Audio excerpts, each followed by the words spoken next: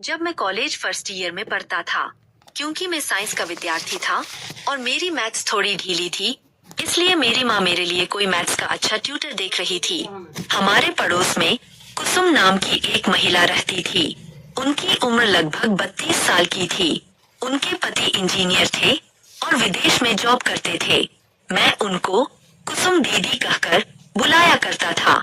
दीदी एमबीए थी और जॉब करती थी, लेकिन कुछ दिनों से घर पर ही थी, क्योंकि उनके पति अब अच्छा कमा रहे थे और वो नहीं चाहते थे कि दीदी जॉब करें। दीदी की मेरी माँ के साथ अच्छी बनती थी और वो मेरी माँ को भाभी कहकर बुलाती थी। दीदी को कोई हेल्प चाहिए होती थी तो या तो वो मेरी माँ से कहती थी या फिर सीधे मुझसे।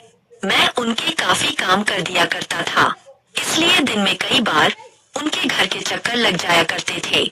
जब मेरी माँ ने दीदी से ट्यूशन को लेकर सलाह मांगी तो दीदी ने कहा कि ट्यूटर ढूंढने की क्या जरूरत है, मैं ही पढ़ा दूंगी।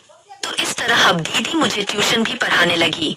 मैं ज्यादा टाइम दीदी के घर रहकर ही पढ़ाई करता था और उनके घर के कई काम भी कर दिया करता था। हालत ये थी कि अगर मेरी माँ को मुझसे कोई काम होता था तो दीदी को फोन करके मुझे भेजने के लिए कहती थी।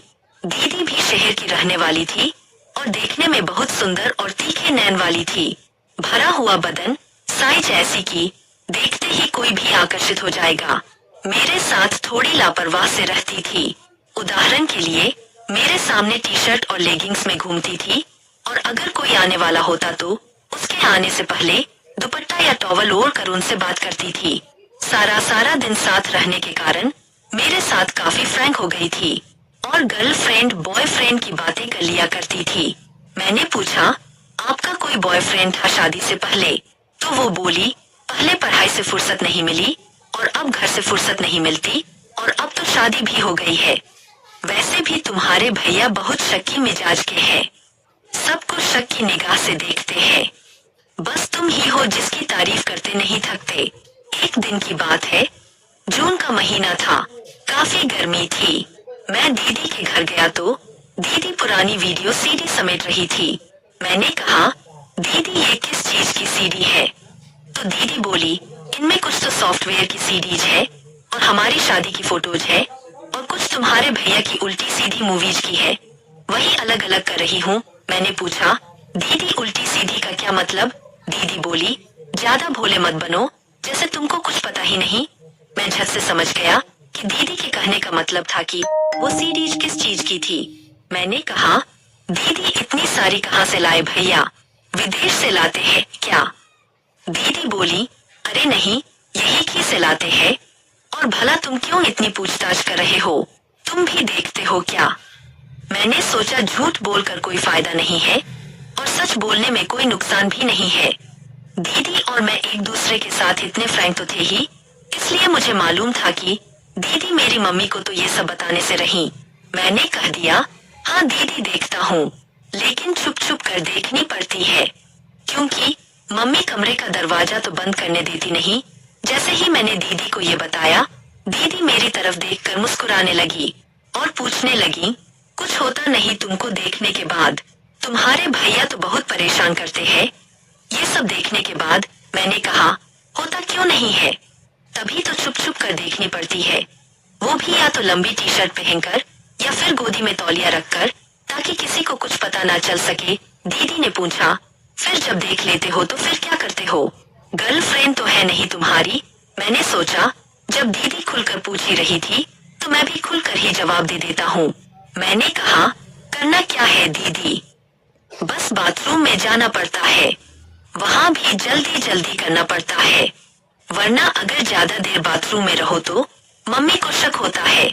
पता नहीं किसने मम्मी के दिमाग में डाल दिया है कि आजकल बच्चे अगर ज्यादा देर बाथरूम में रहें तो समझो वो कुछ गलत कर रहे हैं। सुनकर दीदी हंसने लगी और मेरी तरफ तरस खाने वाली निगाहों से देखते हुए बोली, अब बेबी।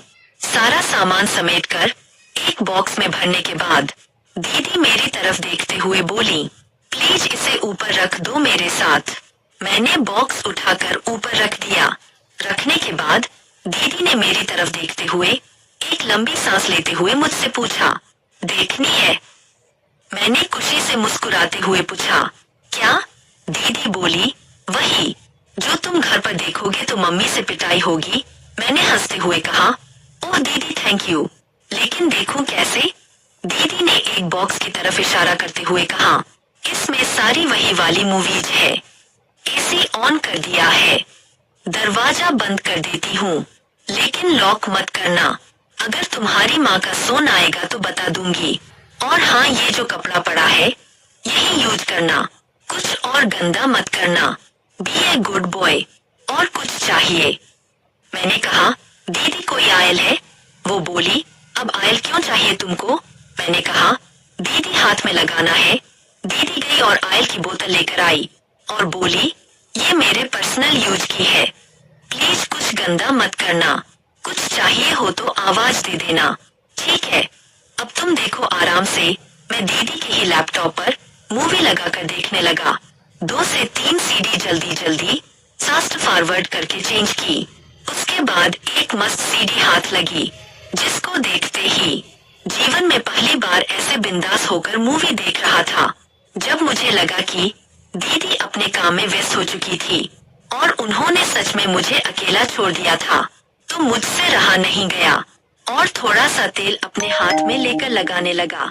बहुत मस्त सीन चल रहा था और यहाँ मेरे हाथ की स्पीड बढ़ती जा रही थी।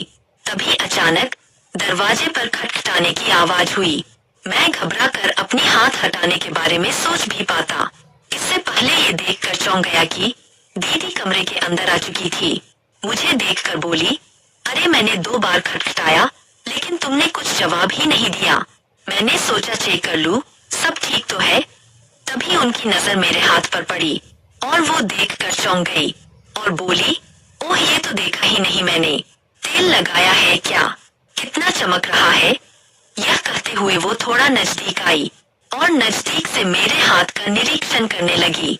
मुझे कुछ समझ में नहीं आ रहा था, इसलिए मैं जैसे बैठा था वैसे ही बैठा रहा और टेबल पर रखे कपड़े से अपने तेल वाले हाथ पोंछने लगा। दीदी मेरे कंधे पर हाथ रखकर मुझे देखते हुए बोली, अरे प्रशांत, यह क्या है? और यह कहते ही उन्होंने अपना हाथ मेरे हाथ पर रख दिया। वो बोली, लाओ इधर, मैं देखती हूँ। दीदी ने मेरी कुर्सी अपनी तरफ घुमा ली, जिससे मैं और दीदी आमने सामने हो गए। फिर वो बोली, लाओ मैं तेल लगाकर मालिश कर देती हूँ। वो नीचे बैठकर मेरा हाथ में तेल लगाकर मालिश करने लगी और कहने लगी, तुम्हारे भैया को भी कभी कभी हाथ से मालिश करती हूँ। दीदी का हाथ लगने से जैसे मेरे शरीर में करंट सा दौड़ गया था। मेरी सांसें तेज चलने लगी। दीदी ने प्यार से पूछा, कैसा लग रहा है किसी और के हाथ से? मैंने भी बेशर्मी से जवाब दिया, बता नहीं सकता दीदी, बहुत ज्यादा मजा आ रहा है। मेरे हाथ कुर्सी के हैंडल्स पर कसते देख दीदी ने कहा, अगर तुम्हारा मन करे तो तुम मुझे पकड़ सकते हो, फील फ्री ओके। मेरी झटपटाहट देखते हुए दीदी ने कहा, चलो बेड पर आ जाओ। दीदी का ऑर्डर मिलते ही मैं फौरन बेड पर चढ़ गया और दीदी ने मुझे लेट जाने का इशारा किया और मैं बेड पर सीधा लेट गया। तभी दीदी आगे झुकी और मेरे हाथ को मालिश करने लगी। मुझे ऐसा आनंद आ रहा था जैसे मानो सर्दी की किसी रात में ठिठुरते हुए किसी ने आपको मखमली रजाई ओढ़ा दी हो। दीदी बड़े प्यार से मेरा हाथ की मालिश कर रही थी